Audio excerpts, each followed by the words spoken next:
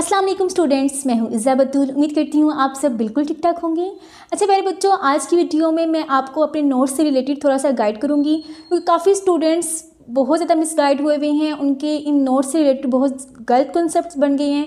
तो आज इंशाल्लाह मैं आपको बताऊँगी कि नोट्स जब आप तक पहुँच जाएंगे तो आपने इनसे तैयारी कैसे करनी है, इन नोट्स की प्राइस मैंने इतनी क्यों रखी है, और ये भी बताऊंगी कि इन नोट्स में पास्ट पेपर्स और गेस्ट पेपर नहीं है, बिल्कुल भी नहीं है। और इन नोट्स को मैं खोल के आपको दिखाऊंगी भी। और जो स्टूडेंट्स कह रही हैं कि मैम हमें कैसे पता चलेगा कि कहाँ पे ब्लैक मार्कर यूज़ करना है, कहाँ पे ब्लू यूज़ करना है, कहाँ पे 605 और कहाँ पे 604 मार्कर यूज़ करना है, तो आज की वीडियो में आपको इंशाल्लाह डिटेल से सारा बताऊँगी। पहले उन स्टूडेंट्स को मैं थोड़ा सा गाइड कर दूँ जो कह रहे थे कि मैम आप हमारे साथ 605 मास्टर कलम मार्कर्स भी शेयर करें, पेन भी शेयर करें, और पास पेपर्स भी वो मांग रही हैं। तो मेरे बच्चों, अभी तक मैं सिर्फ अपने नोट्स शेयर कर रही हूँ। मैं सोच रही हूँ अपनी एक दुकान खोल लूँ जिसका नाम इज़्ज़ा बतूल रख दूँ, वहाँ से आप हर इस तरह की चीज़ खरीद लें। तो आपका क्या मशवरा, मुझे ज़रूर कमेंट करके बताएंगे क्या आपको मार्कर्स की ज़रूरत है, क्योंकि काफ़ी इलाकों में 605 वगैरह मार्कर्स नहीं मिल रहे। तो सबसे पहले बात करते हैं कि नोट्स आप तक किस तरह पहुँचेंगे और किस तरह के दिखते हैं। आप लोगों को मैंने कहा था कि आप जैस कैश भी करवा सकते हैं, लेकिन अब जो स्टूडेंट्स जैस कैश नहीं करवाना चाहते उनके लिए हमने कैश ऑन डिलीवरी का सिस्टम रख दिया है। जब नोट्स उन तक पहुंचेंगे, उनके हाथों में पहुंचेंगे, फिर वो लोग आसानी से पेमेंट सबमिट करवा सकते हैं। यानी कि आप लोगों के घर तक नोट्स पहुंचेंगे, फिर आप लोग पेमेंट सबमिट करवा सकते हैं, जिसे हम कहते हैं कैश ऑन डिलीवरी। अब नोट्स किस तरह की है, मैंने एक नोट्स की पैकिंग कर ली है कंप्लीट आप लोगों को दिखाने के लिए। अब तक मैं 2 दफ़ा डेली बेसिस पे मैं पोस्ट ऑफिस जाती हूँ इन नोट्स को सबमिट करवाने के लिए आप लोगों के लिए, कि आप लोगों के एड्रेस पे पहुँच जाएं। और मैक्सिमम 5 दिन लगते हैं और मिनिमम 3 दिन में नोट्स पहुँच जाते हैं। अब ये नोट्स कुछ इस तरह के दिखते हैं। यहाँ पे आपका एड्रेस लिखा होगा, नीचे हमारा एड्रेस होगा, ऊपर आप लोगों का।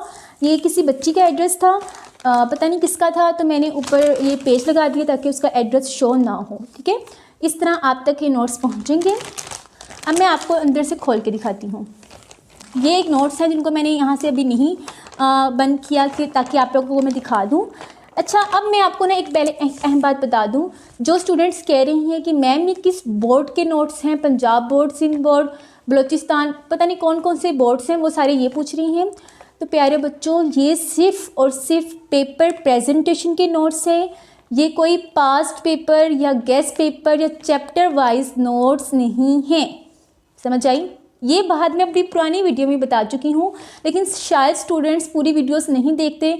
उनको ये लगता है कि पेपर से कुछ अर्से पहले जो नोट्स मिलते हैं, अगर हम उनको रट्टा लगा लेंगे, हम उनको याद कर लेंगे, तो हम पेपर में बहुत अच्छे मार्क्स गेन कर सकते हैं। तो मेरा कॉन्सेप्ट रट्टा सिस्टम बिल्कुल भी नहीं है। मेरा ये कॉन्सेप्ट है जो स्टूडेंट्स पूरा साल तैयारी करते हैं, अपना बेस्ट परफॉर्म करते हैं, लेकिन राइटिंग और पेपर प्रेजेंटेशन ना होने की वजह से वो पीछे रह जाते हैं, तो उनके लिए मैंने स्पेशली नोट्स बनाए हैं। आप मेरे यूट्यूब पे वीडियोस उठा के देख लें, ज़्यादातर वीडियो पेपर प्रेजेंटेशन और राइटिंग से रिलेटेड है, क्योंकि मैं अपने यूट्यूब पे यही चीज़ सिखा रही हूँ। मैं चाहती हूँ कि हर बच्चा इस चीज़ में भी आगे जाए, उसके अंदर की जो स्किल्स हैं वो बाहर निकले। तो ये कोई पास्ट पेपर या चैप्टर वाइज क्वेश्चन या चैप्टर वाइज गेस्ट पेपर नहीं है। और ये जरूर बताओगे नोट्स किस बारे में है? हाँ, ये खोल के दिखाने लगी हूँ। क्या चीज़ें हैं, हमें तंग ना करें। और मैं ऑर्डर करने के लिए सुबह 10 से लेकर 6 बजे कॉल करें, सिर्फ रात के 12 बजे 1 बजे कॉल्स ना करें। हाँ। और अभी मेरे भाई से मेरी बात हो रही थी, वो यही कह रही हैं कि ऑर्डर करने के लिए सुबह 10 बजे से लेके रात के 5-6 बजे तक कॉल्स करें, रात के 12 या 1 बजे कॉल्स ना करें। हम लोग इंसान हैं, हम लोगों ने सोना भी है। ठीक है, अब बात करते हैं। मैं ये बता रही थी कि ये किस किस बोर्ड के हैं। अब अगर मैं यहाँ गुजरांवाला में बैठी हूँ, मैंने एसए सॉल्व करना है, तो एसए की पेपर प्रेजेंटेशन वही रहेगी जो मैं सिंध या कराची में जाके करूँगी। यानी कि अगर आपने एक रोटी बनानी है, तो रोटी में जो इंग्रेडिएंट्स हैं, आटा, पानी, वही रहेगा। ये नहीं कि आप यहाँ पे रोटी आटे से बना रहे हैं और कराची जाके आप कुछ और इस्तेमाल कर रहे हैं, ऐसा नहीं होगा। इंग्रेडिएंट्स सेम ही रहेंगे। इसी तरह पेपर को हल करने का तरीका, पेपर में जो ऐसे है, जो शॉर्ट क्वेश्चंस हैं, उनको सॉल्व करने का तरीका सेम होता है। फिर चाहे आप किसी भी शहर में किसी भी जगह पे चले जाएं, वो चीज़ डिफरेंट नहीं होती। प्रेजेंटेशन और राइटिंग तो सेम ही रहती है ना। राइटिंग तो अच्छी होगी तो हम उसको लाइक करेंगे, बुरी राइटिंग होगी हम कहेंगे नहीं ये नहीं अच्छी। इसी तरह अगर आपने ऐसे करने हैं, तशरीहात करनी है, खुलासा लिखना है, वो फेडरल बोर्ड हो, पंजाब बोर्ड हो, सिंध बोर्ड हो, केपीके हो, उससे कोई फ़र्क नहीं पड़ता, सिर्फ सिलेबस चेंज होता है, बुक्स का मटेरियल चेंज होता है, बाकी सारी चीज़ें सेम होती हैं। अब अगर फेडरल बोर्ड के स्टूडेंट्स कह रहे हैं हमारे लिए अलहदा नोट्स बनाएं, सिंध वाले कह रहे हैं हमारे लिए अलहदा बनाएं, तो ऐसा पॉसिबल नहीं है। सिंध में बस सिंधी ज़ुबान को मैं ऐड नहीं करूँगी क्योंकि मुझे सिंधी ज़ुबान नहीं आती। अब मैं पश्तो ज़ुबान को ऐड नहीं करूँगी क्योंकि मुझे पश्तो नहीं आती। मैंने मेन 3 चीज़ें ली हैं, उर्दू, इंग्लिश, मैथ, बस सिंपल उनके मैंने नोट्स आपके सामने बना के रख दिए हैं। अब हम बात करते हैं जी, आपने इन नोट्स को ओपन कर लेना है इस तरह जी, ये आपके सामने ओपन हो जाएंगे, ठीक है।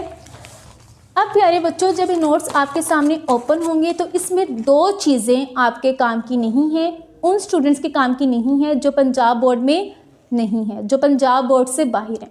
एक चीज़ स्कीम और दूसरा बोर्ड की आंसर शीट। सिर्फ ये 2 चीज़ें उन स्टूडेंट्स के काम की नहीं है, बाकी सारा उनके काम का भी है। ये 2 चीज़ें सिर्फ 4 से 5 पेजेस की हैं, तो वो बेशक उसको सेपरेट रख दें। बाकी नोट्स काफ़ी ज़्यादा पेजेस के हैं, वो उनके काम के हैं। अब मैंने ये फेडरल बोर्ड की एक बच्ची है, उसके नोट्स निकाले हैं, 10th क्लास के नोट्स मैं अब आपके सामने दिखाने लगी हूँ, साथ साथ मैं बाकी क्लासेस का भी बताती जाऊँगी। तो चूँकि फेडरल बोर्ड की स्कीम डिफरेंट है, तो उनके लिए मैंने 2 पेजेस की स्कीम इस नोट्स में डाल दी है कि भाई फेडरल बोर्ड के बच्चों की स्कीम डिफरेंट है पंजाब बोर्ड के लिए। फिर मैंने इनमें डाले हैं, बाकी सारा बाइंड हुआ हुआ है, ठीक है, कॉपी की तरह के हैं नोट्स। फिर मैंने डाले हैं एस्से, क्योंकि 10th क्लास में मोस्टली बोर्ड्स में एस्से होते हैं। एस्से का तरीका मैंने बता दिया 3-4 पेजेस का कि आपने एस्से किस तरह लिखने हैं, उसमें कोटेशंस किस तरह ऐड करनी है, और वो तरीका बता दिया। ये इसके साथ अटैच क्यों नहीं है, इसकी भी रीज़न बता देती हूँ, क्योंकि आप लोगों ने नीचे फिर कमेंट करके पूछ रहे होने। ये इसके साथ इसलिए अटैच नहीं है क्योंकि मुझे भूल गया था एस्से डालना, तो फिर मैंने इसमें अलहदा से डाल दिया। अब बात करते हैं जी, ये नोट्स आपके सामने ओपन हैं। मैं आपको पहले भी सारा गाइड कर चुकी हूँ, वीडियो में पहले भी पेपर प्रेजेंटेशन बता चुकी हूँ, लेकिन कुछ बच्चों को नहीं समझ आ रही। मैं चाहती हूँ कि मैं किसी भी बच्चे को मिसगाइड ना करूँ, मेरी वजह से किसी भी बच्चे को परेशानी ना हो। मैं ऐसी नहीं हूँ कि मैं यहाँ बैठी हुई हूँ बस मुझे आपसे पैसे बटोरने हैं। पैसे वाली बात भी मैं इंशाल्लाह आपको बताती हूँ, पहले मैं ये डिस्कस कर लूँ। ना ही मैं ऐसी हूँ कि मैं आपको गलत चीज़ प्रोवाइड कर दूँगी। मैंने अल्लाह ताला का मुंह दिखाना है, मैं आपको अपनी तरफ से बेस्ट दूँगी। मैंने अपनी कभी फ्रेंड से कोई नोट से कोई बुक ले लूँ ना, तो मेरी यही कोशिश होती है मैं उसको बिल्कुल सही वापस हालत में करूँ, सही हालत में वापस करूँ, सही हालत में वापस करूँ। तो ये तो फिर भी आपके नोट्स हैं, आप कैसे सोच सकते हैं कि मैं इनमें गड़बड़ कर दूँगी या मैं सही चीज़ नहीं गाइड करूँगी। मैं 1000 दफ़ा बता चुकी हूँ, आप इस रट्टे सिस्टम से निकल आएँ, इन चीज़ों को छोड़ दें। कहीं से गेस्ट पेपर मिल जाएं, कहीं से कुछ मिल जाए, ये वो चीज़ नहीं है। ये सिर्फ आपकी स्किल्स को इन्हेंस करने के लिए है, आपकी राइटिंग स्किल्स को इम्प्रूव करना है, आपको पेपर करने का तरीका सिखाना है, ठीक है। फिर नोट्स आते हैं जी, शुरू में इसके फिर स्कीम है, ये स्कीम पंजाब बोर्ड के लिए है, और बैक साइड पे इसके मैंने कुछ चीज़ें लिखी हैं, कुछ ज़रूरी बातें। नोट्स के शुरू में मैंने बताया है कि नोट्स में क्या क्या है, और बस ये आप खुद ही पढ़ लीजिएगा, ठीक है, ये नहीं मैंने आपको बताना। तो इस तरह हम ओपन करेंगे तो सबसे पहले उर्दू के नोट्स आ जाएंगे। अब जिन स्टूडेंट्स को नोट्स मिल चुके हैं ना, अब तक इंशाल्लाह मिल चुके होंगे आपको, क्योंकि मैक्सिमम 5 दिन लगते हैं और मिनिमम 3 दिन में आपके पास इंशाल्लाह नोट्स आ जाएंगे। वर्किंग डेज़ की बात करें, संडे को आपने अंदर से निकाल देना है, ठीक है, क्योंकि संडे को पोस्ट ऑफिस बंद होता है। तो उन्होंने नोट्स अपने सामने रखनी है और उन्होंने समझ लेना है कि मैं क्या चीज़ बता रही हूँ। तो सबसे पहले मैंने बताया कि एक एक सवाल को आपने कितने मिनट्स में करना है और कितने पेजेस की एक एक सवाल की लेंथ होनी चाहिए। हर क्लास के लिए बात मैंने अलहदा बताई है, 9th क्लास के लिए अलहदा है, 2nd ईयर के लिए अलहदा है, यानी कि हर क्लास के लिए मैंने सेपरेट बताया है कि कितने कितने पेजेस का एक एक सवाल होना चाहिए। तो यहाँ तक मैंने वो बात बता दी। फिर मैंने बताया कि मुख्तसर जवाबात को किस तरह सॉल्व करना है। तो ये सारा मुख्तसर जवाबात को हल करने का तरीका है, वही बात मैं बता रही हूँ। मुख्तसर जवाबात पंजाब बोर्ड के हों, फेडरल बोर्ड के हों, सिंध बोर्ड के हों, किसी भी बोर्ड के हों, उनको हल करने का तरीका मैंने बताया है। फिर मैंने खुलासे लिखने के तरीके बताए हैं, दोनों खुलासे बताए हैं, सबक का आ जाए, नज़म का आ जाए, बस उसकी लेंथ, उसका टाइम बताया है। फिर मेन क्वेश्चन है तशरीहात, उनको करने का मैंने तरीका बताया है। इसी तरह सारा तशरीहात करने का तरीका, इसी तरह सारा एस्से लिखने का तरीका उर्दू में वो बताया। फिर आ जाते हैं जी इस्लामियात और पाक स्टडी के मुख्तसर जवाबात करने का तरीका बताया। 2 तरीके मैंने बताए हैं मुख्तसर जवाबात के, एक उन स्टूडेंट्स के लिए जिनको 604 कट मार्कर आता है यूज़ करना, और एक उन स्टूडेंट्स के लिए जिनको 605 भी आता है। मैंने हर बच्चे को प्रॉपर समझाने की कोशिश की है। अच्छा, और जो स्टूडेंट्स कह रहे हैं उनको कट मार्कर नहीं यूज़ करना आता, तो आपका 1 महीना है, आप 1 महीने में कट मार्कर यूज़ कर सकते हैं। 1 महीने से कम टाइम रह गया आप लोगों के पास। और जो स्टूडेंट्स कह रहे हैं कि कैसे पता चलेगा कहाँ पे 605 मार्कर यूज़ किया, कहाँ पे 604, तो जो इंक मोटी होगी, जो मार्कर मोटा मोटा लिखता होगा वो 605 है, और जो इंक पतली होगी, जो मार्कर बारीक लिखता होगा वो 604 है। और जो बच्चे कह रहे हैं कि कैसे पता चलेगा कहाँ पे ब्लैक कलर यूज़ करना है, कहाँ पे ब्लू इंक यूज़ करनी है, तो सिंपल रूल है, एक दफ़ा ब्लैक से लिखें, फिर एक दफ़ा ब्लू से, फिर ब्लैक से, फिर ब्लू से, और मेन हेडिंग्स कोशिश करनी है ब्लू मार्कर से। सिंपल, इसमें क्या मुश्किल है। फिर मैंने मुख्तसर जवाबात के बाद जो कहते हैं लेंथी क्वेश्चन, तफसीली सवालात, उनको लिखने का तरीका बताया है। फिर मैंने बताया है कि अगर इस्लामियात में आयात का तर्जमा होता है वो लिखने का तरीका।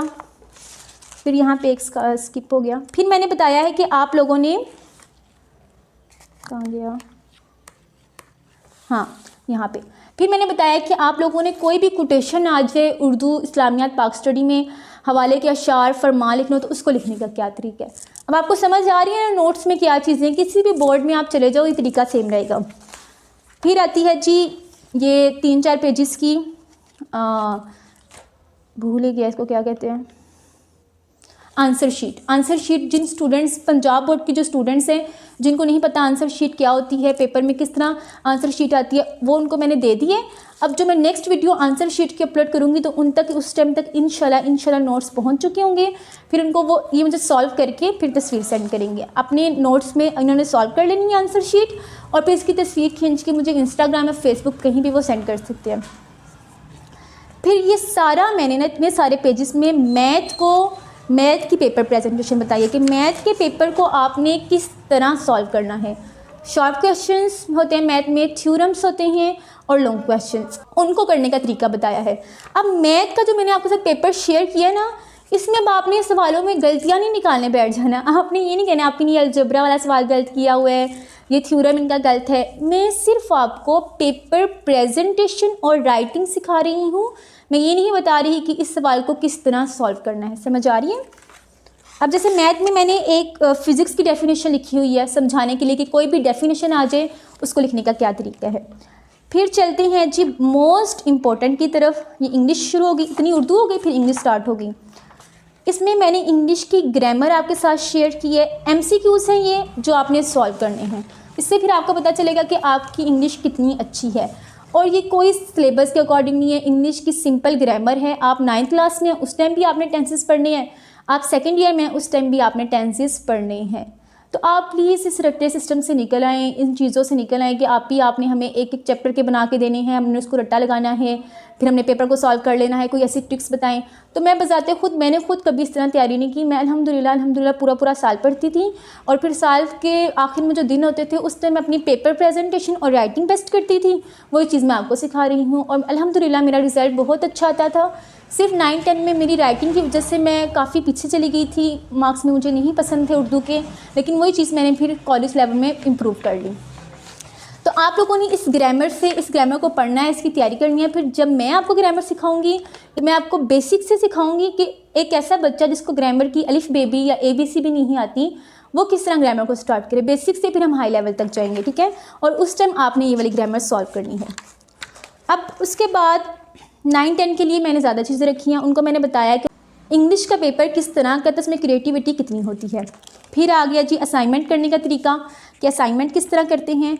और फिर आ गया है जी ये पेज बहुत इंपॉर्टेंट है। ये है जी, मैं आपको देखिए दिखा भी रही हूँ, साइंस सब्जेक्ट्स के जो शॉर्ट क्वेश्चंस होते हैं और लॉन्ग क्वेश्चंस होते हैं उनको करने का तरीका मैंने 4 से 5 पेजेस में बताया है। चीज़ों को हाईलाइट कैसे करते हैं, शॉर्ट क्वेश्चंस को किस तरह अटैम्प्ट करते हैं। और फिर ये सारा दोबारा इंग्लिश के ऐसे आ गई हैं, कोटेशंस आ गई हैं, इंग्लिश के शॉर्ट क्वेश्चंस करने का तरीका। अब इसकी रीज़न क्या है कि मैंने ये जो नोट्स हैं मैंने PDF में क्यों नहीं दिए आपको, मैंने ख़ुद क्यों लिखे हैं, इतनी मेहनत क्यों की है। मैं चाहती तो आपको प्रिंट करके दे देती, स्कैन करके दे देती, कलर कॉपी दे देती, वो आपके लिए भी आसान था और मेरे लिए भी। प्यारे बच्चों, मैं चाहती हूँ कि आप तक मेरी हैंड राइटिंग पहुँचे, मेरा लिखा हुआ काम जब आप तक पहुँचेगा तो आपकी राइटिंग भी बहुत इम्प्रूव होगी, आपकी पेपर प्रेजेंटेशन भी बहुत इम्प्रूव होगी। ये सारी वही चीज़ें हैं जो मैं 4-5 साल तक सीखती आई हूँ। मैंने बहुत कोशिश की थी, मेरी हर दफ़ा ये कोशिश होती थी कि मुझे किसी अच्छी बच्ची का पेपर मिल जाए, मैं उसको देख लूँ किस तरह कर रही है, क्योंकि मेरी अपनी राइटिंग काफ़ी अर्से तक बहुत गंदी थी। तो वो सीख के मेरा रिज़ल्ट आपके सामने है। तो अब आप लोगों ने, जिन बच्चों की राइटिंग गंदी है, जिनको कट मार्कर नहीं यूज़ करना आ रहा, उन्होंने यहाँ से प्रैक्टिस करनी है, ठीक है। उन्होंने यहाँ से देखना है किस तरह मैंने मार्कर्स को घुमाया हुआ है, किस तरह यूज़ किया हुआ है, कहाँ कहाँ पे मैंने हाईलाइट किया हुआ है, लाइंस मैंने किस तरह ड्रॉ की हैं, कहाँ कहाँ पे मैंने नहीं हाईलाइट किया हुआ। ये मैंने आपको अपना बेस्ट दिया है। आप अगर इसको 80% या 50% भी कॉपी कर रही हैं तो वो आपका बेस्ट है। ज़रूरी नहीं है आपका सेम टू सेम ऐसा हो। और जो बच्चे समझते हैं कि ऐसी राइटिंग करने से बोर्ड के पेपर में टाइम वेस्ट होता है, तो वो ना इस तरह की राइटिंग करें, सिंपल। असल में अगर आप 1 महीना पहले इस तरह की राइटिंग स्टार्ट कर दें तो मैं गारंटी से कह सकती हूँ आपकी राइटिंग बहुत इम्प्रूव होती है। मेरी क्लास में इतनी सारी बच्चियाँ थीं जिनकी पूरा साल बस वो याद किया और 1 महीने पहले पेपर से अपनी पेपर प्रेजेंटेशन को बेस्ट करने की कोशिश की और उनके मार्क्स आ गए। और बहुत सी ऐसी बच्चियाँ थीं जिनकी पेपर प्रेजेंटेशन 0 थी। तो अब चेकर को समझ नहीं आ रहा उसने क्या लिखा है, तो चेकर ने फिर मार्क्स भी नहीं देने हैं। अब चलते हैं जो कुछ दूसरी बातों की तरफ। अब समझ आ गई है ना आपने इन नोट्स से किस तरह तैयारी करनी है। नोट्स आप तक पहुंच चुके हैं या पहुंचने वाले हैं, तो आपने उससे प्रैक्टिस करनी है राइटिंग की, पेपर प्रेजेंटेशन की, और ख़ुद लिख के अपनी राइटिंग की तस्वीरें मुझे सेंड करनी है इंस्टाग्राम पे, फेसबुक पे। व्हाट्सएप पे नहीं करनी, व्हाट्सएप पे मैं नहीं हूँ, मैं इंस्टाग्राम और फेसबुक दोनों में हूँ। अच्छा जी, अब बात करते हैं, तकरीबन मैंने सारी बातें बता दी। अब बात करते हैं जी, जो स्टूडेंट्स इन नोट्स की प्राइस अफोर्ड नहीं कर सकते, जो कह रही हैं पीडीएफ करें, पीडीएफ की तो बात मैंने क्लियर कर दी ना, जो कह रहे हैं नोट्स की प्राइस कम करें। तो प्यारे बच्चों, अभी तक इन नोट्स से मिलने वाला 1 पैसा भी मैंने अपने पास नहीं रखा। कहाँ खर्च किया है, कैसे खर्च किया है, वो आपकी सरदर्द नहीं है। आप लोग अगर नहीं पे कर सकते या अगर आप लोगों को कोई मसला है तो मैं यहाँ मौजूद हूँ आप लोगों के लिए। आप लोग हमसे डायरेक्ट बात करें, कांटेक्ट करें। इतने ज़्यादा स्टूडेंट्स हैं, बहुत सारे स्टूडेंट्स हैं जिन्होंने इन नोट्स की प्राइस फुल नहीं दी। वो जितना अफोर्ड कर सकते थे हमने उनसे उतना ही लिया। हमने उनसे एक दफ़ा भी नहीं पूछा क्या रीज़न है, क्या है। हमें अल्लाह ताला पे यकीन है और उनका मामला हमने अल्लाह ताला पे छोड़ दिया। तो आप लोग भी प्लीज़ मेरा मामला अल्लाह ताला पे छोड़ दें। आपके पैसे अमानत हैं और मैं किसी बच्चे का हक़ नहीं रखूँगी। मुझे क्या पड़ी है मैं आपसे 1500 के नोट्स लूँ और आपको गलत चीज़ें भेज दूँ और गलत गाइड कर दूँ, और जो बच्चे नहीं दे सकते हैं उनको और मैं प्रेशराइज़ करूँ नोट्स दिखा दिखा के, प्राइस बता बता के। तो मेरा हरगिज़ ये मकसद नहीं है। जो स्टूडेंट्स अफोर्ड नहीं कर सकते वो मुझसे डायरेक्ट कांटेक्ट करें। मुझे पता है काफ़ी बच्चे हैं जो नहीं दे सकते, बहुत सारे रीज़न्स हो सकती हैं, मैं नहीं पूछ रही आपसे रीज़न्स, आप डायरेक्ट पूछिए, हम इंशाल्लाह कंसेशन देंगे इंशाल्लाह रमज़ान के बाबरकत महीने में। बस छोटी सी दुआ है कि मेरे लिए आप दुआ कर दें, मुझे दुआओं में याद रखें। और मैं तो वीडियोस में जो कमेंट्स थे वो देख के एकदम से परेशान हो गई कि स्टूडेंट्स पता नहीं क्या समझ रहे हैं इन नोट्स को, पता नहीं उनको क्यों ऐसा लग रहा है कि नोट्स से एक अलादीन का चिराग है। ये बात मैंने पिछली वीडियो में बताई थी, तो ऐसा नहीं है। इन नोट्स में मेरी काफ़ी एफ़र्ट्स हैं और मैं एक ब्लॉग भी शेयर करूँगी कि मैंने इन नोट्स की तैयारी कैसे की, पैकिंग कैसे कर रही हूँ, फ़ोटोकॉपी कैसे होती है, पोस्ट ऑफिस कैसे जाते हैं, कितना हमारा टाइम लगता है और स्टूडेंट्स के क्या रिव्यूज़ हैं। अभी तक तो रिव्यूज़ नहीं आए क्योंकि अभी तो हमने नोट्स डिलीवर किए हैं, अभी पहुँचने में टाइम लगेगा। तो जैसे ही स्टूडेंट्स के रिव्यूज़ आ जाएँ फिर एक व्लॉग बन जाएगा जो आपके साथ शेयर होगा इंशाल्लाह। तो जिनके पास नोट्स पहुंच जाए उनसे मेरी एक छोटी सी रिक्वेस्ट है, वो मुझे उसी नंबर पे, व्हाट्सएप के नंबर पे यहाँ चल रहा है, उस पर अपना रिव्यू शेयर कर दें। और जिस चीज़ की इनको नहीं समझ आई वो मुझसे ज़रूर पूछें। वैसे मैंने सब कुछ गाइड कर दिया है और बहुत सी बातें थी जो मैंने आपके साथ शेयर कर ली और उम्मीद करती हूँ आपको भी इन बातों की समझ आ गई होगी।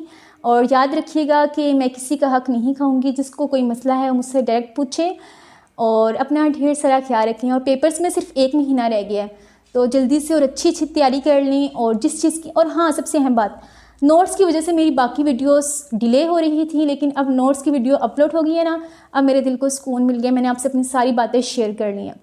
तो अब मैं इंशाल्लाह डेली बेसिस पे कोशिश करूँगी कि वीडियो बनाऊँ। रमज़ान के आखिरी अशरे से पहले भी मैं बहुत ज़्यादा आखिरी अशरे में बिज़ी हो जाती हूँ, हर कोई हो जाता है, हर कोई रमज़ान में बिज़ी होता है बल्कि, लेकिन अब मेरी कोशिश है कि ज़्यादा वीडियोस बना लूँ, आपके साथ शेयर कर दूँ, क्योंकि आपके फिर एग्ज़ाम्स हैं।